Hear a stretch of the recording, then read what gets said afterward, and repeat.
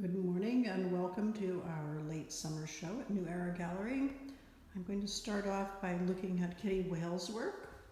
We begin with this lovely American Standard piece. I believe that the rooster is announcing the show. And then we move into Kitty's newest work.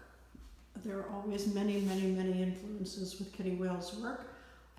The one that I'd like to talk about today is a trip that she took to Mexico, where she studied some of the ancient Aztec codices, which are pictorial cultural histories of the Aztec people. And if you look at those drawn figures, you'll see a lot of sort of similarities in the way Kitty has constructed these pieces. These feel almost like three-dimensional drawings, and because of the way she works, there's a lot of there are stories, layers of stories in these pieces, interesting bits and pieces. They are very deserving of lots of time and attention. So this first one, I'll move in close enough so we can see the label, is called Mustard Moon.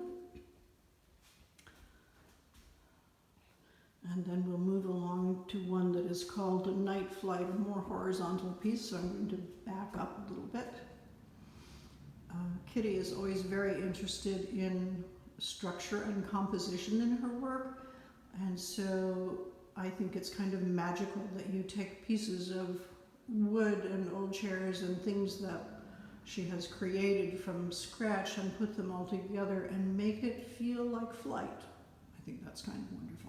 And of course Kitty draws and does printmaking. This drawing is going to be a little hard for you to see because of the reflections this morning, but it is clearly a piece that is drawn from one of the three-dimensional pieces. And down here we have a little take called a little print called The Camel Took Pity, with a bit of a story.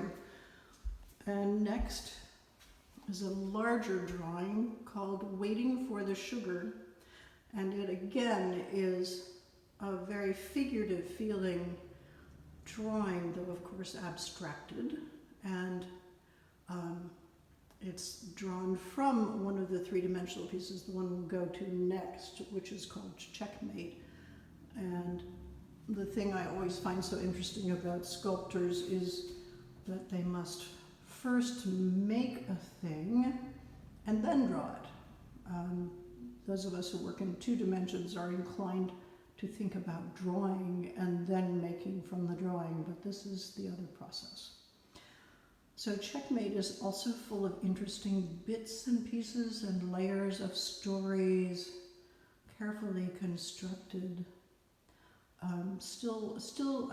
She's still using some chair parts, I think left over from the Migration series.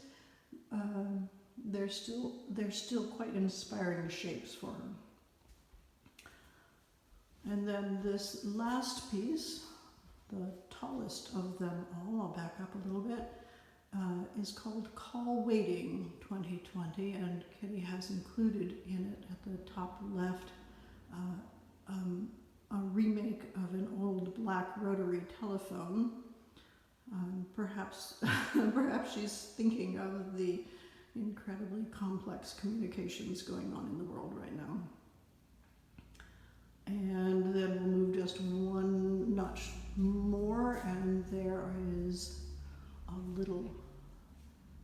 a small print called Aquarium Dream. And as I'm hanging shows, I'm always trying to figure out how to move from one body of work to the next. And this felt like just the right transition into the work of Parrish Dobson, which I'm going to talk about next.